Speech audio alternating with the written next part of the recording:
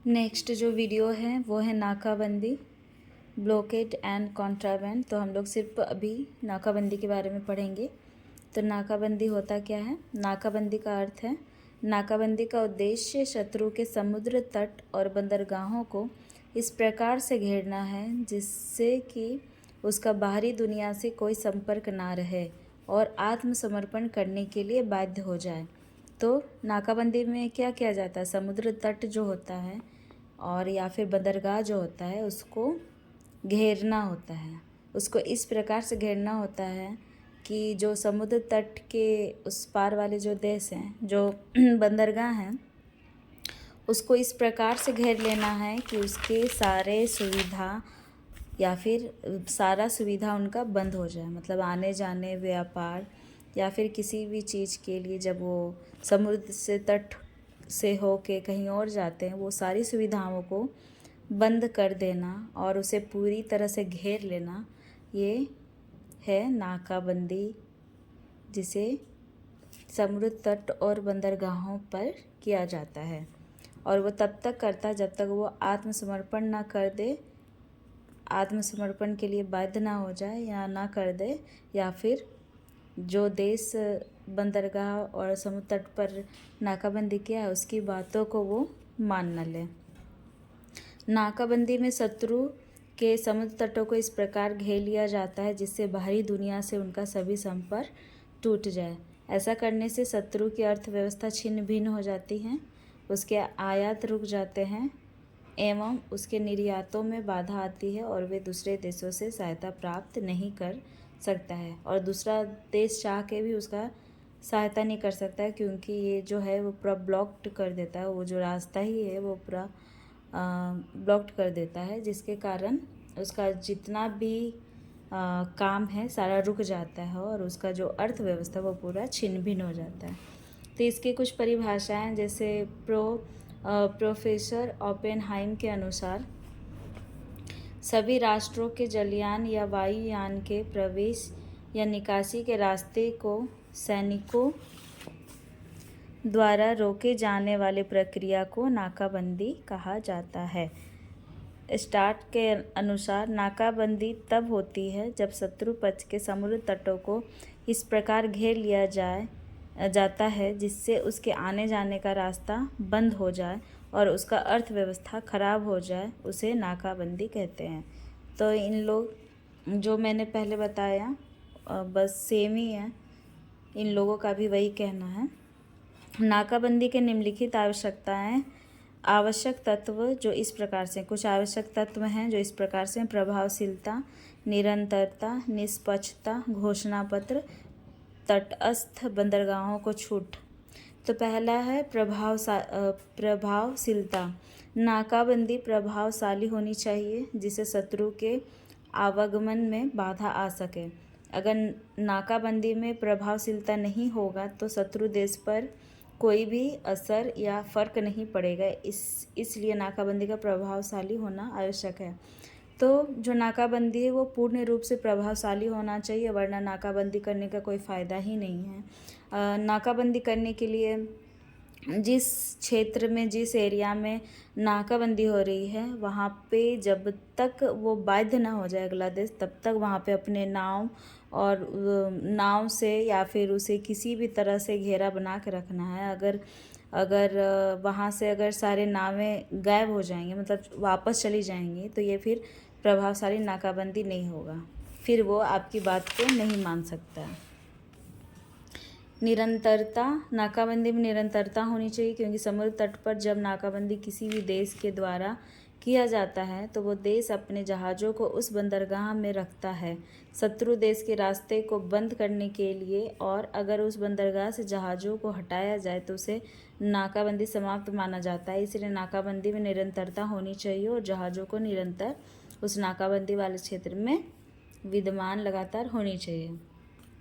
तो नाकाबंदी जो है प्रभावशाली तो होना ही चाहिए, मतलब अपना दबदबा बना के रखना ही चाहिए नाकाबंदी में, और वो निरंतरता भी होना चाहिए। मतलब ऐसा नहीं है कि वो अगर बाध्य नहीं हुआ तो अपना नाव हटा ले। अगर नाव हटाया जाए वहाँ से तो वो फिर क्या माना जाएगा, वो माना जाएगा कि ये जो ब्लॉकेड है, वो जो नाकाबंदी है वो समाप्त हो गया है। इसीलिए उसमें निरंतरता होनी चाहिए, लगातार उसी जगह पे खड़ा रहना चाहिए, और इस तरह से नाकाबंदी किया जाता है लगातार। निष्पक्षता, अगर किसी भी देश के द्वारा शत्रु देश जाने वाले रास्ते पर नाकाबंदी करता है तो उस शत्रु देश जाने वाले अन्य देशों के जहाज़ों को रोकना चाहिए। इसमें पक्षपात नहीं करना चाहिए कि एक देश को जाने के लिए रोक दो, एक देश को नहीं, ऐसा बिल्कुल भी नहीं होनी चाहिए। सभी देशों के लिए एक समान नियम बनाने चाहिए। तो निष्पक्षता नहीं होना चाहिए, मतलब जिस क्षेत्र में, जिस इलाके में, जिस समुद्र तट पर नाकाबंदी किया जाता है, तो वो रास्ते से कोई अन्य देश के जहाज़ नहीं जाने चाहिए। नाकाबंदी का मतलब होता है पूरी तरह से नाकाबंदी, ना वहाँ कोई जाएगा ना वहाँ से कोई आएगा। इसमें पक्षपात नहीं करना है। जैसे कि अगर कोई देश का वो मित्र है और वो बोलेगा कि तुम मेरे फ्रेंड हो, मेरे को जाने दो उस इलाके में, तो ऐसा नहीं होना चाहिए। नाकाबंदी का मतलब नाकाबंदी यानी पूरे क्षेत्र को ब्लॉक कर देना है और किसी के भी जहाज़ को, किसी के भी देश के जहाज़ को वहाँ पे जाने नहीं देना है। घोषणा पत्र, नाकाबंदी करने के पहले घोषणा पत्र तैयार करना चाहिए और उस घोषणा पत्र को उस शत्रु देश में भेजना चाहिए, जिससे शत्रु को पत्र के जरिए नाकाबंदी के कारणों और समयों का पता चल सके। तो नाकाबंदी करने के पहले घोषणा पत्र लिखना होता है और उसे देना होता है उस एरिया को, ताकि उसको पता चल सके कि नाकाबंदी क्यों किया जा रहा है, उसकी क्या मांगे हैं, किन कारणों की वजह से, किन समस्याओं की वजह से वहाँ पे नाकाबंदी किया जा रहा है। नंबर 5, तटस्थ बंदरगाहों को छूट। नाकाबंदी करने वाले राज्य को समुद्र तट पर स्थित तटस्थ बंदरगाहों को नाकाबंदी से मुक्त रखना चाहिए, यानी जो समुद्र के किनारे बसे देश हैं उन्हें अपने व्यापार के लिए स्वतंत्रता देनी चाहिए। मतलब जिस देश में नाकाबंदी हो रहा है उसके अगल बगल वाले क्षेत्र हैं, उसके अगल बगल वाले देश जो हैं, जो इलाके हैं, उन्हें छूट देनी चाहिए। इसका मतलब ये नहीं कि अगर आप नाकाबंदी करें तो पूरे समुद्र को ही अपने कब्जे में ले लिया, ऐसा नहीं हो सकता है। उसके जो अगल बगल वाले देश हैं उसे छूट मिलना चाहिए, उसे अपने व्यापार करने की सुविधाएं उनको देनी चाहिए। अब हम लोग जानेंगे नाकाबंदी के प्रकार। तो क्या क्या प्रकार हैं? प्रभावशाली नाकाबंदी, कागजी नाकाबंदी, सैनिक, व्यापारिक, शांतिपूर्ण और सार्वजनिक। तो प्रभावशाली नाकाबंदी वही है, मतलब जो नाकाबंदी वो प्रभावशाली होना चाहिए, उसमें दम होना चाहिए। अगर नाकाबंदी प्रभावशाली नहीं होगा तो फिर कोई भी उसके नाकाबंदी को मानेगा नहीं, सोचेगा कि अरे ये तो ऐसे ही नाकाबंदी करता है फिर चला जाता है, ऐसा नहीं होना चाहिए। कागजी नाकाबंदी, कागजी के तौर पे नाकाबंदी, जो हम लोग बोले ना घोषणा पत्र, तो सबसे पहले घोषणा पत्र के माध्यम से उसे बताना है कि किन समस्याओं की वजह से नाकाबंदी किया जा रहा है, तो ये कागजी नाकाबंदी कहलाएगा। मतलब कागज़ के तौर पे उन्हें पहले बताया गया, देन फिर नाकाबंदी किया गया। सैनिक नाकाबंदी, सैनिक नाकाबंदी में क्या होता है, उसमें अपने सैन्य बल का प्रयोग करता है, सैनिक को वहाँ पे उस नाकाबंदी में रख दिया जाता है सैनिक के द्वारा ही, जिसमें जहाज़ों का यूज़ नहीं किया जाता है।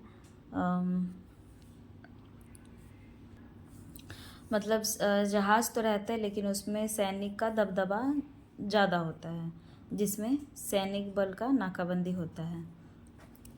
व्यापारिक नाकाबंदी मतलब